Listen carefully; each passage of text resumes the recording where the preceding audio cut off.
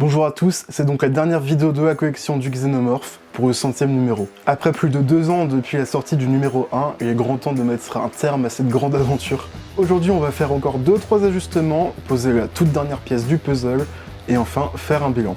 Donc avant de commencer le numéro 100, je voulais juste encore régler 2-3 problèmes avec les numéros qu'on a actuellement. Donc on va commencer par le socle qui pour l'instant fait plutôt vide, je trouve. Alors j'ai encore des morceaux de peau de la jambe, je vais en utiliser un pour que le socle se fonde un peu mieux dans le décor. On va commencer par enlever les aimants pour ne pas qu'ils gênent pour la pose de la pièce.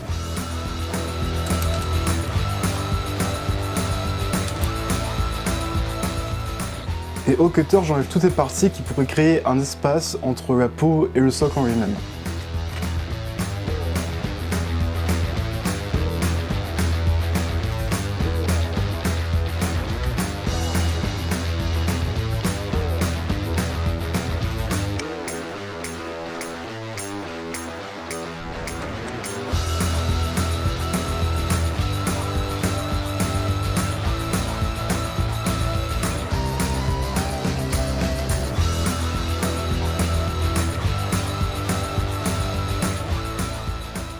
Et au final, je colle tout ça à la super glue. Vous commencez à connaître le principe.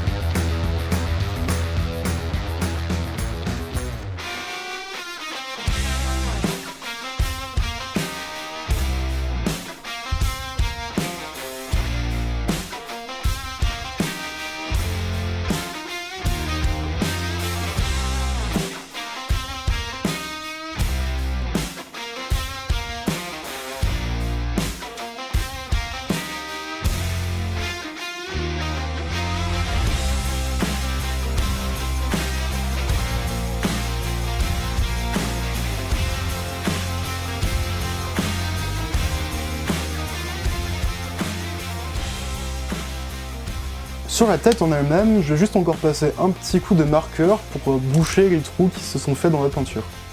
L'intérêt de la peinture, c'est de laisser apparaître une sorte de relief quand le crâne est allumé. J'essaie de corriger chaque défaut.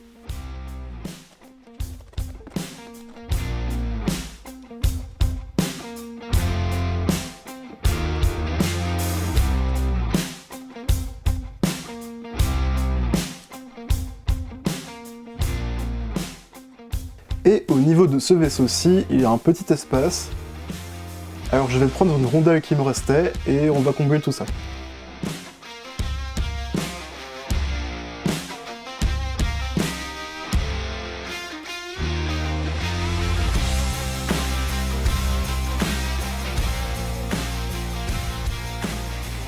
Ensuite, pour les morceaux de peau que j'ai collés au socle, on voit bien qu'il était censé y avoir des vaisseaux qui le parcouraient, mais puisque je n'ai pas continué la collection, j'ai pas les pièces qui y vont. Donc au début, j'avais pensé à des gaines électriques, qui ont exactement le bon relief, mais je n'en ai pas trouvé qui avait la bonne taille pour mon cas d'usage.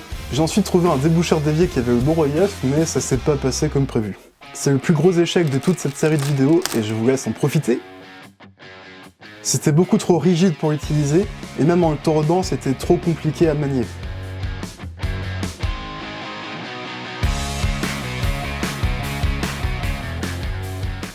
Et en plus, il m'a abîmé mon socle, c'est quoi ça? Un coup de marqueur ni vu ni connu, et on est bon.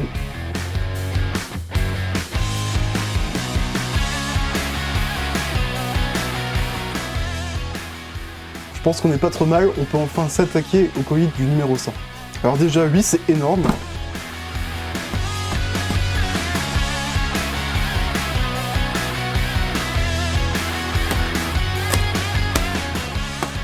On en extrait le fameux Graal qu'on attendait depuis si longtemps, et on a une petite lettre de Hachette. Vont-ils me remercier d'avoir acheté tant de numéros en m'offrant en intégralité la prochaine collection? Ah ben non.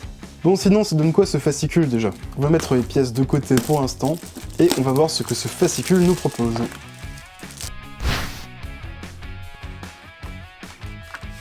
Pour commencer, on a droit à un petit paragraphe de remerciement.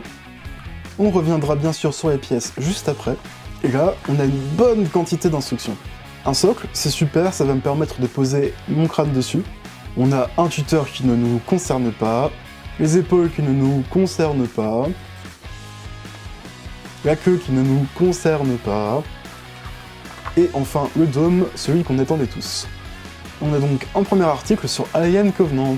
J'aime bien la tournure de phrase tout en haut, le nouvel opus de la saga gagne rapidement les fans, et une part de la critique. L'article revient donc sur la sortie du film. Après, ça se voit qu'ils essaient de minimiser au maximum la part non négligeable de personnes qui n'ont pas aimé le film. De l'autre côté, on a 2-3 chiffres clés, ça c'est toujours sympa, j'aime bien avoir ce genre d'infos. Dans l'espace aujourd'hui, l'océan martien a-t-il existé?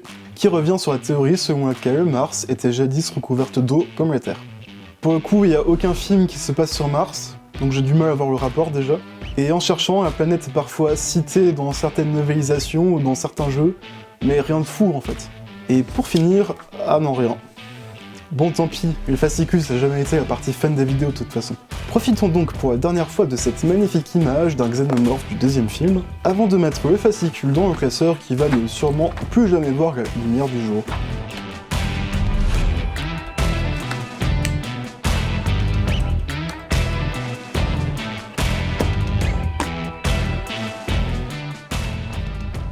On passe donc aux pièces.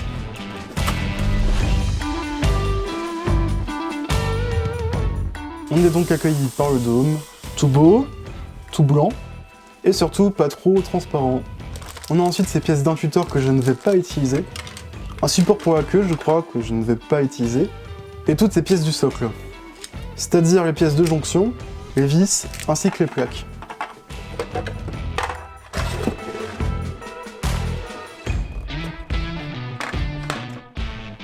Et on a aussi deux morceaux de velcro. On va commencer par le socle. Montage qui commence par une énigme du professeur Layton.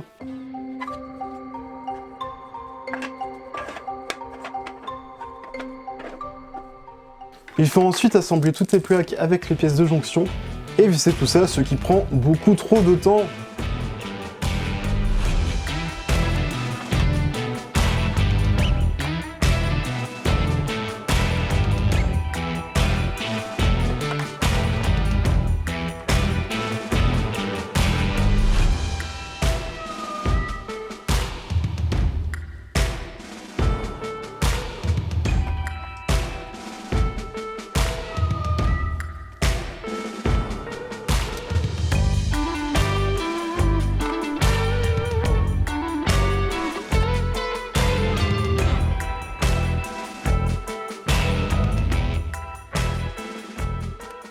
On peut ensuite poser la tête dessus et s'attaquer au dôme.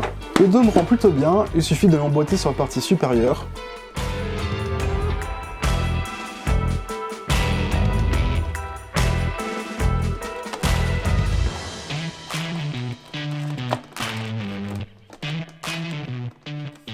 Quelques petits ajustements et on n'est pas trop mal.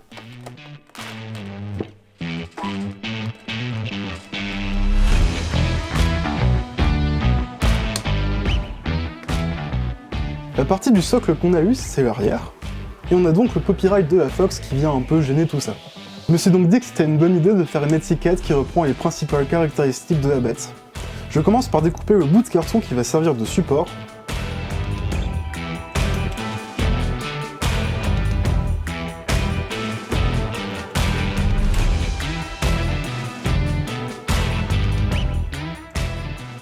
Je m'occupe de la conception.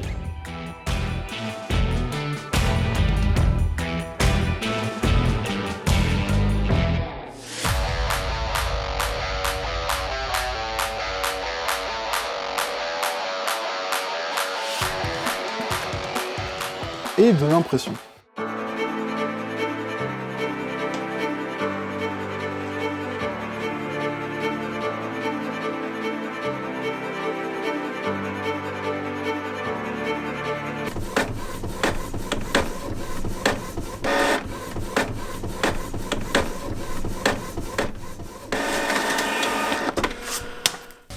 N'ayant pas de papier cartonné assez grand pour pouvoir imprimer dessus, j'utilise du papier autocollant. Je passe un coup de marqueur pour enlever tout ce qui est blanc sur les contours de l'étiquette.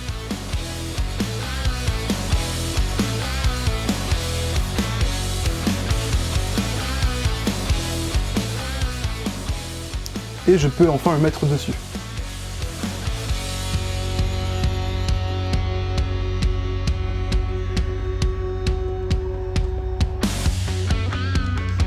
Et donc, au final, on se retrouve avec ça.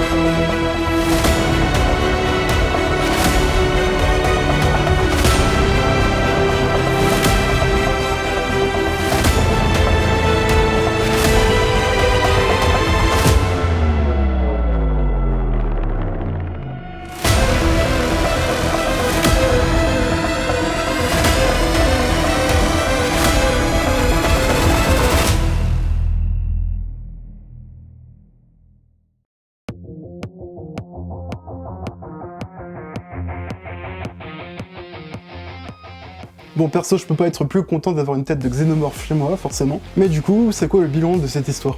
Avant de parler de qualité, je vais juste revenir sur le prix. Au niveau des numéros, on est sur du 182€. Pour tout ce qui est électronique, j'ai payé 8,58€. Pour la bombe de peinture du socle, j'ai payé 3€. Et pour la super glue, j'ai pas du tout compté, donc on va dire 10€ environ. Donc au total, on est sur un peu moins de 200€. Au passage, le prix de la collection complète est de 1200€. Est-ce que c'est cher? Honnêtement, je pense pas tant que ça. J'ai souvent vu passer l'argument comme quoi ce serait moins cher de l'acheter déjà toute faite, mais c'est pas aussi simple que ça. Les statues de xénomorphes ça existe, mais ça coûte généralement beaucoup, mais alors beaucoup plus cher que ce que nous a proposé Hachette. Une des marques qui propose des grands modèles, c'est par exemple Sideshow. Voici par exemple un modèle à 1500€, mais à l'échelle 1 tiers et pas 1 demi. Alors oui, le degré de qualité n'est pas le même, mais le prix non plus. Au niveau des têtes uniquement, c'est déjà un peu plus compliqué à trouver, surtout quand on parle du xénomorphe du premier film. J'en ai trouvé un à la même échelle que nous, mais il coûte 900€, soit 4 à 5 fois plus que nous. Alors oui, on n'est pas du tout sur la même qualité, mais pour une maquette de cette taille, je trouve que 200€, c'est plutôt correct. En revanche, effectivement, la maquette que nous propose Hachette est loin d'être parfaite. Hachette a choisi de réaliser la tête avec une majorité de plastique. C'est dommage parce qu'avec un revêtement de la même matière que la peau qu'il y avait pour le reste du corps, ça aurait rendu mais vraiment super bien. Autre défaut, on voit pas mal la jonction entre les différentes pièces. Par exemple, sur le côté du crâne, on arrive facilement à voir la limite entre deux pièces. On a également ce genre de défaut au niveau des vaisseaux, qui ne sont pas parfaitement continus. J'ai eu un problème similaire avec les tendons. D'un côté, j'avais beaucoup plus d'espace entre le tendon et la mâchoire que de l'autre. D'ailleurs, les tendons, parlons-en. La maquette était vendue comme étant fidèle au drone du premier film. Reproduction fidèle du premier film. Alors oui, bien sûr, pour réaliser cette maquette, ils se sont basés sur une statue existante, mais rien ne vous empêchait de vous éloigner de cette statue pour être fidèle au maximum au xénomorphe du premier film. Les tendons, ça a été un des plus gros sujets de discussion sur les groupes Facebook de personnes qui ont fait la collection, et on a vu énormément de customisation de cette pièce pour être raccord maximum avec le reste du crâne. Alors je redemande pourquoi cette espèce de jaune orangé un peu. Dans le film c'est plutôt gris transparent, et dans le jeu ça se fond beaucoup mieux avec le reste de la tête. Concernant la mâchoire interne, c'est quand même très dommage qu'elle soit à l'envers. En fait je comprends même pas comment cette erreur a pu se produire. Concernant les dents, c'est super qu'elles sont en métal, mais elles sont pas assez brillantes. Certaines personnes les ont poncées pour avoir cet effet brillant, mais est-ce qu'on a vraiment besoin de faire ça dans une collection à 1200€? Concernant le dôme, Hachette a fait à l'économie. Dans le film, c'est beaucoup plus transparent, et une fumée nous donne cet effet d'atmosphère derrière le dôme. Dans la collection, c'est blanc, mais vraiment très très blanc, et ils ont choisi d'illuminer cette partie pour pouvoir voir les détails derrière le dôme. Alors je sais pas vous, mais je trouve que le rendu fait vraiment très bizarre. Concernant la maquette en entier, j'ai vu énormément de personnes qui se plaignent de la stabilité sur les groupes Facebook. Il y a pas mal de cas où la statue tombe et se casse. Ici aussi, certaines personnes modifient un peu la structure pour pouvoir améliorer cette stabilité, mais est-ce qu'on a vraiment besoin de faire ça sur une maquette à 1200€? Il y a quand même beaucoup de défauts sur cette collection au final. Concernant mon bricolage, je trouve que le socle rend quand même super bien, sachant qu'on est quand même parti d'une cloche Ferrero Rocher. Maintenant, niveau électronique, je suis pas sûr que j'avais à m'embêter autant. Puisqu'en retirant le moteur, c'est très facile de sortir et de rentrer la langue. Mais bon, c'était sympa pour les plans d'illustration, ça, y a pas à dire. En retirant le moteur, j'aurais aussi pu mettre toute la lumière sur pile, ce qui aurait été beaucoup plus simple que ce que j'ai fait maintenant. Peut-être que je ferai cette modification un jour, mais en attendant, c'est déjà très bien comme ça. En mettant tout ça de côté, je suis quand même trop content d'avoir ça chez moi. Aussi, j'ai hésité à reprendre la collection en voyant toutes ces photos sur les groupes Facebook, mais bon, garder de l'argent, c'est aussi bien des fois. Hachette propose toujours la collection à la vente avec plusieurs formules. On peut choisir de faire la maquette en 1 an, 6 mois, ou de recevoir toutes les pièces en même temps. Si vous décidez de le faire en 1 an, le prix est de 1170 €. En 6 mois, on arrive sur du 975 € environ. Et si vous achetez tout d'un coup, on est sur du 999 €. C'était donc la toute dernière vidéo de la collection du Xenomorph. J'espère que cette vidéo vous aura plu, ainsi que toutes les autres. Pour la dernière, je vous propose d'aimer, commenter, partager, vous abonner, et ainsi de suite. J'ai beaucoup aimé vous proposer cette série de vidéos, et vous partager mon montage et aussi mes bricolages sur cette collection. Est-ce qu'on se retrouvera un jour sur une collection Predator? Ça je sais pas. Mais sur ce, bye.